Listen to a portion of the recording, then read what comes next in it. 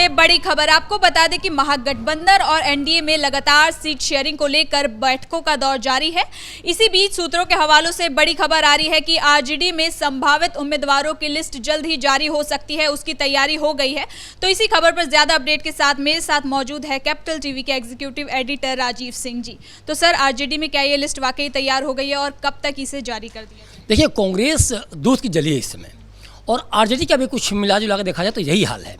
और इसीलिए जो पटना से जो दिल्ली तक लगातार जो बैठकें इन लोगों की चल रही है महागठबंधन में, तो ये इनको एक दूसरे को ही सबक सिखाने के तौर पे चल रही है। वहाँ राहुल गांधी लगातार बैठकों में बैठकें कर रहे हैं, यहाँ तेजस्वी यादव, लालू यादव और राबड़ी देवी के आवास पर कर रहे हैं। और इसी बीच चूँकि कांग्रेस ने धमकी दी थी कि 12 तारीख तक अपने सीट शेयरिंग के फार्मूला को तय करो, उम्मीदवारों का नाम बताओ, नहीं तो 13 तारीख को जो पहले फेज में हम जो उम्मीदवार उतारेंगे उसका नाम हम जारी कर देंगे। और इसी चलते आरजेडी से एक संभावित जो उम्मीदवारों की लिस्ट है, इसके ऊपर तेजस्वी यादव ने स्टाम्प मुहर तो नहीं लगाया है, लेकिन जो संभावित उम्मीदवारों की लिस्ट है उसको जारी कर दिया है। कुछ उम्मीदवारों के नाम जो मैं आपके सामने रख रहा हूँ, जो कैपिटल टीवी के पास ये लिस्ट है। बख्तियारपुर से अनिरुद्ध यादव को खड़ा किया जा रहा है इस बार। परबत्ता से डॉक्टर संजीव कुमार, इनका काफ़ी अपने इलाके में काफ़ी नाम है, काफ़ी इन्होंने अच्छा काम भी किया, इसको लेकर लगातार इनको डिमांड भी हो रही थी कि इनको कंटिन्यू किया जाता है। इनको मतलब विश्वास तेजस्वी यादव जता रहे हैं।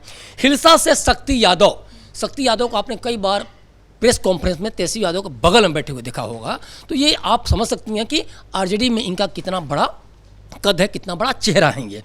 इसके अलावा सिवान से अवध बिहारी का नाम आ रहा है, प्रमुख चेहरे हैं सिवान के, इन्होंने काफ़ी कुछ काम भी किया है, तो एक अवध बिहारी का नाम भी लगभग फाइनल मान के चलिए।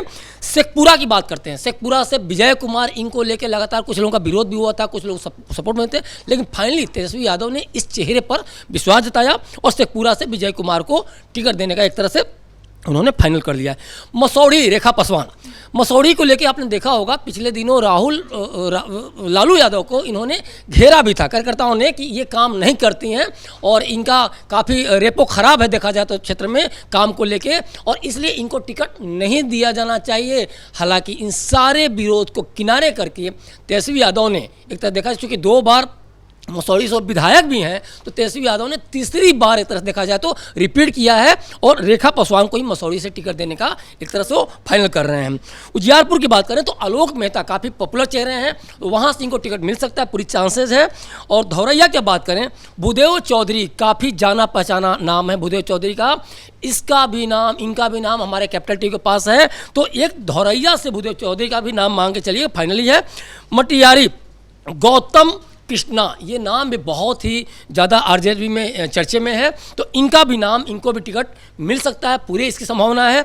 उसके अलावा महुआ से मुकेश रोशन, जिसको लेकर तेज प्रताप लगातार हमलावर था, अभी हाल ही में उनके सड़कों को लेकर बुराई कर रहे थे और ये कह रहे थे कि मुकेश रोशन कुछ काम नहीं करता है, यहाँ तक कि जयचंद वगैरह में भी इनका नाम शामिल किए थे, तो लेकिन तेजस्वी यादव ने इन सबको बेपरवाह होकर दरकिनार करके ये मुकेश रोशन को फिर से टिकट देने की प्लानिंग कर रहे हैं। मोरवा से रणविजय साहू खड़ा हो रहे हैं इस बार, इनको भी टिकट लगभग मांग के चलिए फाइनल है। उसके अलावा महिषी से गौतम कृष्णा को खड़ा करने की बात चल रही है। मुंगेर से अविनाश कुमार को लेकर बात आगे बढ़ी है कि इनको टिकट इस बार दिया जाए। डेहरी से डेहरी ऑनसोन, जो सासाराम और गया के बीच का एरिया है, बहुत ही एक समय में काफ़ी अच्छा इंडस्ट्रियल बेल्ट था वो, और हालांकि लालू यादव के समय में ही डेलमेन को काफ़ी ज़्यादा क्षति पहुंची और उसके बाद लोग बाहर जाके शिफ्ट हो गए, तो फतेह बहादुर वहाँ से चुनाव लड़ सकते हैं। इसके बाद इनका नाम आ रहा है, सतीश कुमार का आ रहा है कि मखदूमपुर से सतीश कुमार को लेकर फिर से एक बार खड़ा किया जाए। सतीश कुमार को भी लेके विरोध हुआ था और कि इनको यहाँ से टिकट नहीं दिया जाए, ये काम नहीं करते हैं, तो इनका भी एक तरह से विरोध को दरकिनार करके तेजस्वी यादव ने फिर से मखदूमपुर से सतीश कुमार के चेहरे पर विश्वास जताया है। उसके अलावा दिनारा से विजय कुमार मंडल, इनको लेके बहुत ज़्यादा डिमांड हो रही थी कि इनको हटाया जाए, लेकिन तेजस्वी यादव ने फिर से इनके ऊपर विश्वास जताया है, इनके काम से काफ़ी प्रसन्न है, तो फिर से एक बार विजय कुमार मंडल को दिनारा से खड़ा करने जा रहे हैं। रफीगंज की बात करें, काफ़ी चर्चित सीट है, मोहम्मद निहालुद्दीन को यहाँ से खड़ा किया जा रहा है। उसके अलावा मधेपुरा सीट, बहुत ही बिहार की चर्चित सीट है मधेपुरा, और यहाँ से चंद्रशेखर को खड़ा किया जा रहा है। इसके अलावा जोकीहट से शाहनवाज आलम को खड़ा किया जा रहा है, ये भी बहुत चर्चित सीट है। ओबरा की बात करें अगर हम, तो ओबरा से ऋषि कुमार को खड़ा किया जा रहा है। लोकहट से भारत भूषण को खड़ा किया जा रहा है, ये भी बहुत चर्चित सीट है। इसके अलावा समस्तीपुर में अख्तियारुल इस्लाम शाहीन को वे आगे कर रहे हैं कि इस बार आप चुनाव लड़िए, और एक शाहीन को इस बार खड़ा किया जा रहा है। तो कुल मिलाजुला के जो देखा जाए तो पुराने चेहरों में इन्होंने ज़्यादा विश्वास जताया है। कुछ और भी चेहरे हैं जो कि कांग्रेस और राजद की लड़ाई के बहुत बड़े कारण थे, जिसमें कहलगांव सीट है, ये भागलपुर डिस्ट्रिक्ट में है। कांग्रेस पहले खड़ी थी इस पर और राजद से कह रही थी तुम इस सीट को छोड़ दो, और राजद भी अड़ी हुई थी, और फाइनली राजद की जीत हुई। तेजस्वी का की एक तरह से महत्वाकांक्षा यहाँ काम आई। और रजनीश यादव जो कि आरजेडी की तरफ से लड़ रहे हैं, झारखंड में हालांकि इनके पिता मंत्री भी हैं देखा जाए तो, और ये पहली बार जो रजनीश यादव हैं पहली बार चुनाव लड़ने जा रहे हैं। जिस तरह से शहाबुद्दीन के बेटे पहली बार चुनाव लड़ने जा रहे हैं रघुनाथपुर से उसामा साहब, इसी तरह से रजनीश यादव को भी पहली बार टिकट दिया जा रहा है। उनके पिता के प्रभाव के चलते कह लीजिए, या फिर इनका रसूख अपने क्षेत्र में इस चलते कह लीजिए, लेकिन इनको टिकट का फाइनल लगभग तय है। संदेश की बात करें, संदेश में अभी किरण देवी मौजूदा विधायक हैं, और इनके पति भी इसके पहले संदेश के विधायक रह चुके हैं। अब इनके बेटे की चर्चा है, या तो किरण देवी भी लड़ सकती हैं, या फिर दीपू सिंह इनके जो बेटे हैं ये चुनाव लड़ सकते हैं। तो एक तो ये हो गया।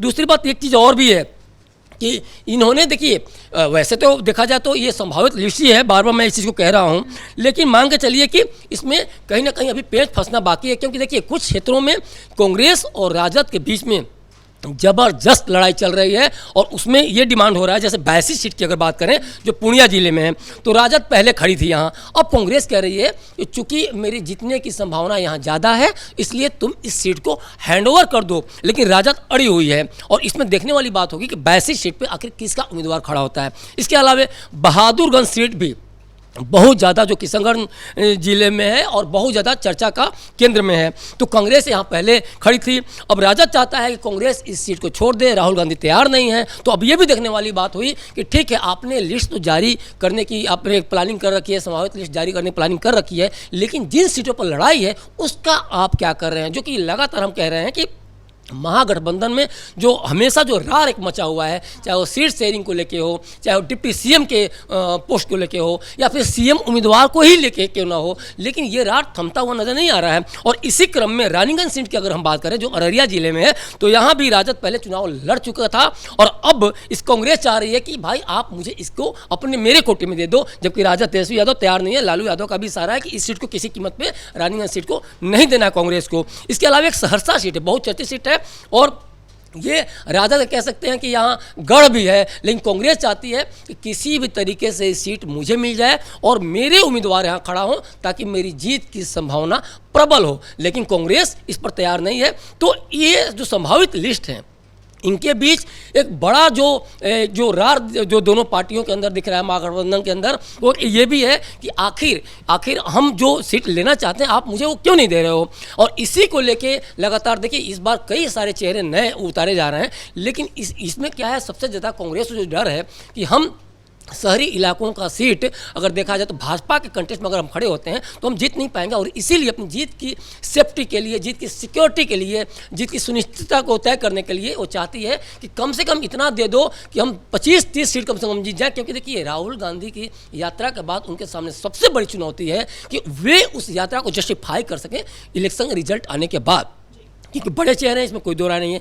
भले ही बिहार में कांग्रेस बहुत छोटी पार्टी हो, सिमट गई हो, उसका कोई जमीन नहीं हो, उसका कोई जनाधार नहीं हो, उसका कोई संगठन नहीं हो, लेकिन राष्ट्रीय पार्टी होने के नाते वो जरूर चाह रही है हमारी इज्जत बची रहे, कम से कम इतनी सीटें मैं जीत सकूं, और इसीलिए विनिंग सीट वो चाहती है। इसीलिए वो चाहती है कि कम से कम तेजस्वी यादव हमारे जो विनिंग विधायक हैं वो सीट कम से कम दे दें, और इसीलिए लगातार बैठकों दौर जारी है। 2-3 बैठकें राजद की हो चुकी हैं सुबह से पटना में, उसके अलावा इमरजेंसी बैठक चल रही है, उसके अलावा अभी जो शाम में जो पहुंचने वाले हैं राहुल गांधी के पास तेजस्वी यादव, राबड़ी, बिल्कुल सही कह रही हैं आप, राबड़ी देवी के भी पहुंचने के चांसेज हैं, और तेजस्वी यादव तो जा ही रहे हैं, लालू यादव भी जा रहे हैं। तो वहाँ पूरा का पूरा हो कि जो देखिए फोन पे भी ये बात हो सकती थी, राहुल गांधी जब कोलंबिया भाग जाते हैं तो ये समझ में आ रहा है कि वो चाहते ही नहीं लोग आपस में दूर बनाना, ताकि जितना प्रेशर एक दूसरे पर बना सके। क्योंकि देखिए भरोसे की कमी है, इसमें कोई दौरा नहीं है, पार्टियों के बीच में भरोसे की कमी, दोनों पार्टियों के बीच में। महागठबंधन देखी नहीं है, सानी अलग रार मचाए हुए हैं कि हमको 20 सीट चाहिए ही चाहिए।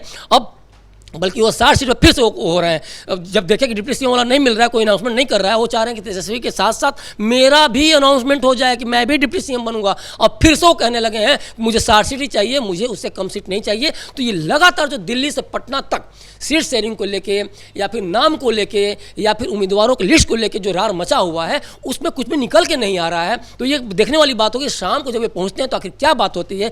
दूसरी तरफ एक चीज़ और भी है, सीट शेयरिंग को लेके जो भाजपा कोर ग्रुप की बैठक है वो भी चल रही है। अमित शाह खुद उस बैठक में मौजूद हैं, जो भाजपा अध्यक्ष नड्डा साहब हैं। भाजपा में भी कोई ऐसी ये संभावित लिस्ट तैयार की गई है?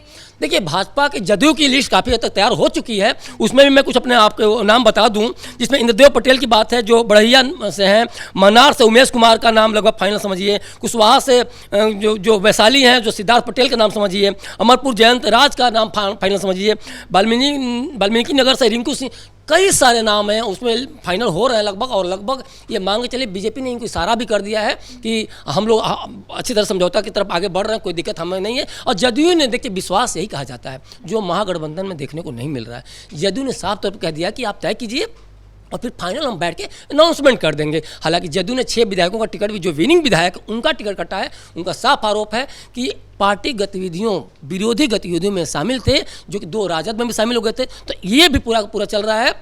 तो पूरी तरह से आज शाम तक हो जाएगा और लगभग मान के चलिए कल 11-12 बजे दिन तक कहीं ना कहीं जो एनडीए का है वो भी लिस्ट काफ़ी हद तक जारी करने की पूरी संभावना है, वो जारी हो जाएगी। बहुत शुक्रिया सर आपका इन तमाम जानकारी के लिए।